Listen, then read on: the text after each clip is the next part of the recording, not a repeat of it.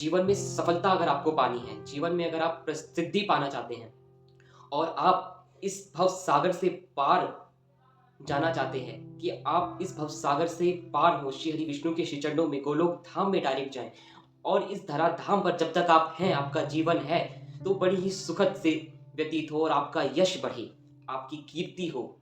तो वो क्या ऐसे कार्य हैं जो आपको करने चाहिए जिससे आपको सफलता मिले, आपको आपका यश हो। तो ये कार्य आप आज से ही शुरू कर दीजिए। आपके जीवन में दुख आपको छू भी नहीं पाएगा।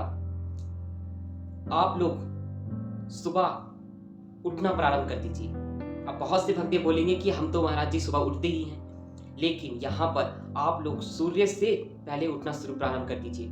जो व्यक्ति सूर्य से पहले उठता है उसका यश सदियों सदियों तक रहता है, वो जीवन में कुछ करके जाता है। और आपको भी अगर कुछ करना है तो आप भी सूर्य से पहले उठिए, सूर्य से पहले उठिए और तभी आप कुछ कर पाइएगा।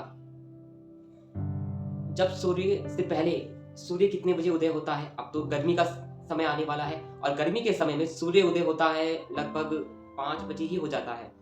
गांव में तो 5 बजे ही हो जाता है, तो आपको 4 बजे उठना होगा। और नहीं तो आप 5 बजे तो बिस्तर को त्याग दीजिए, बिस्तर को एकदम त्याग दीजिए और बिस्तर को त्यागने से पहले कुछ ये कार्य कीजिए जिससे आपके जीवन में एक अलग ही ऊर्जा भर जाएगी। और ये हमारा संस्कार है, ये वो कार्य है जो प्रभु श्री रामचंद्र जी खुद आए थे, वो खुद करते थे। हमारे बड़े बड़े धर्माचार्य ये कार्य करते हैं और भी जो बहुत दिग्गज हैं जिनका यश आज भी हम गा रहे हैं, छत्रपति शिवाजी जी महाराज, संभाजी महाराज, महाराणा प्रताप जी, ये सब इन रूटीन्स को फॉलो करते हैं। तो आप लोग भी ये सब कीजिए जिससे आपका भी यश बढ़े, आपकी बुद्धि बढ़े, सनातन संस्कृति को फॉलो कीजिए। तो क्या करना है, सुबह सुबह उठकर आप सूर्य से पहले उठिए और उठते ही तुरंत बिस्तर को मत त्याग दीजिए, बिस्तर पे बैठिए और उठते ही सबसे पहले प्रभु का चिंतन, राम राम, राधे कृष्णा, श्रीमन नारायण, राधा राधा राधा। उठते ही सबसे पहले आपके मुख से अगर कुछ निकलना चाहिए तो वो प्रभु का स्मरण, प्रभु का नाम निकलना चाहिए, जिससे आपका पूरा दिन एकदम अच्छा जाए। और उठते ही आप प्रभु का नाम ले, उसके बाद अपने दोनों हाथों को खूब मसलिए, खूब तेजी से मसलिए और उसके बाद अपने हाथ में एक चांद बनाइए और चांद बनाने के बाद उसमें देखिए और ये मंत्र बोलिए, कराग्रे वस्ते लक्ष्मी कर मध्य सरस्वती कर मूले तु गोविंदा कर परमात्मने दर्शनम। और उसके बाद मसल के अपने नेत्रों में लगाइए, फिर एक और बार मसलिए, फिर अपने नेत्रों में लगाइए। ये करने से क्या हो, कराग्रे बोलते हैं तो आपके हथेली में सर्वप्रथम माँ लक्ष्मी का वास होता है, उसके बाद माँ सरस्वती का। आपकी अगर आप ये कार्य करते हैं तो आपके हर परिवार में कभी भी लक्ष्मी जी की कभी कमी नहीं हो सकती है। सरस्वती माता आपको बुद्धि प्रदान करेंगी, आपके कंठ में विराजमान, आपकी पूरी दिनचर्या में आपके मुख से कभी भी कुछ गलत वाणी नहीं निकल सकती। और पूरे हथेली में भगवान श्रीमन नारायण भगवान का, गोविंद हमारे नाथ श्री कृष्ण का वास होता है। तो नाथ मैं आपका हूँ प्रभु, ये समर्पण होता है। उठते ही प्रभु को समर्पण कर दीजिए, नाथ आपने ये जीवन दास को प्रदान किया, क्योंकि किसको पता है कि आज आप सो रहे हैं तो सुबह आपकी आंखें खुलेगी भी या ना खुलेगी, क्योंकि रात्रि का व्यक्ति मृत व्यक्ति होता है, उसे कुछ पता नहीं होता कि वो सुबह उठ भी पाएगा कि नहीं। तो प्रभु ने आपको वो दिन दिया है तो कुछ सोच समझ कर ही दिया होगा, कुछ कार्य करने के लिए, तो धन्यवाद तो बनता ही बनता है। आप धन्यवाद कीजिए और धन्यवाद करने के बाद वहीं बिस्तर पे बैठकर ही 5 महापुरुषों के नाम स्मरण कीजिए। कोई से भी हो सकते हैं वो, आप 5 महापुरुषों के नाम स्मरण कीजिए। और नहीं तो सिर्फ राम राम राम, राधे कृष्णा नाम जप कीजिए। उसके बाद धरती माँ को प्रणाम कीजिए। उठते ही पहले बिस्तर को जैसे आप त्यागिए तो माँ धरती माँ को प्रणाम कीजिए। माँ ये दास फिर से आपके धरती पे माँ कदम रख रहा है, ये दास अधम है, माँ इस दास का भार माँ आपने उठा रखा है, आपको उस दास का सत कोटि कोटि वंदन, कोटि कोटि प्रणाम। माँ को प्रणाम करके उसके बाद आप सबसे पहले 1 लीटर जल अवश्य पीजिए। और सभी माताओं से और सभी पिता से दास का ये अनुरोध है कि आप अपने बच्चों को अवश्य पिलाइए जल, 1 लीटर जल पीजिए। और हो सके तो जितनी भी माताएं हैं वो रात को ही ताम्र पात्र में जल रख दें और उस जल को सुबह सुबह अपने बच्चों को पिलाएं।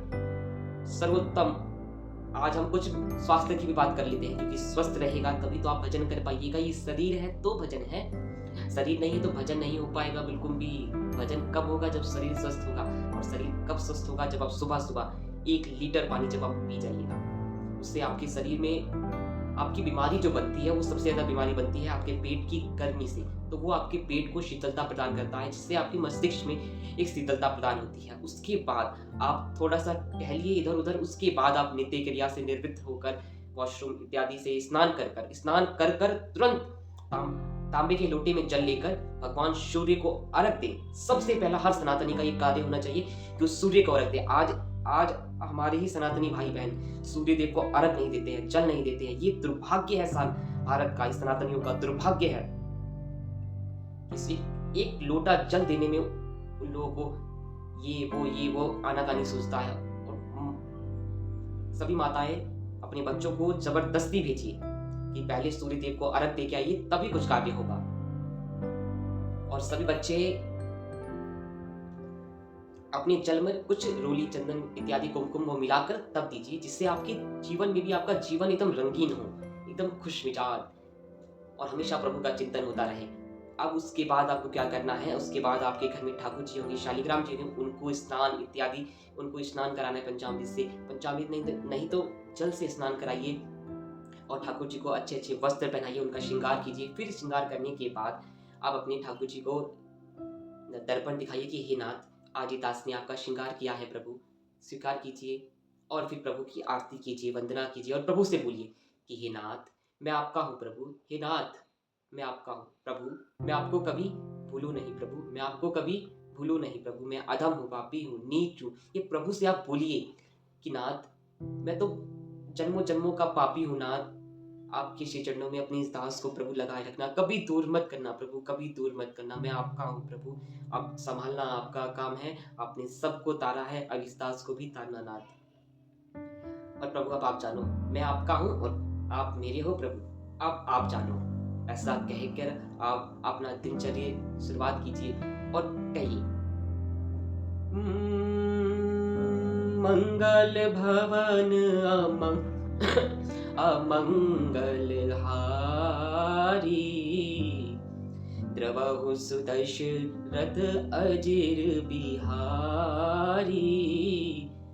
रोज सुबह एक श्री रामचरितमानस की एक चौपाई अवश्य पढ़कर लिखिए, अवश्य पढ़कर अपने कार्य को शुरुआत कीजिए। देखिए आपका जीवन कितना बदल जाएगा और आपके जीवन में कितना परिवर्तन आएगा। आप अपने लक्ष्य की एकदम शिखर तक पहुंच जाइएगा और सब लोग ये सोचेंगे कि कैसे हो रहा है। सनातन को फॉलो कीजिए, सनातन संस्कृति को फॉलो कीजिए और अपने आप को जानिए।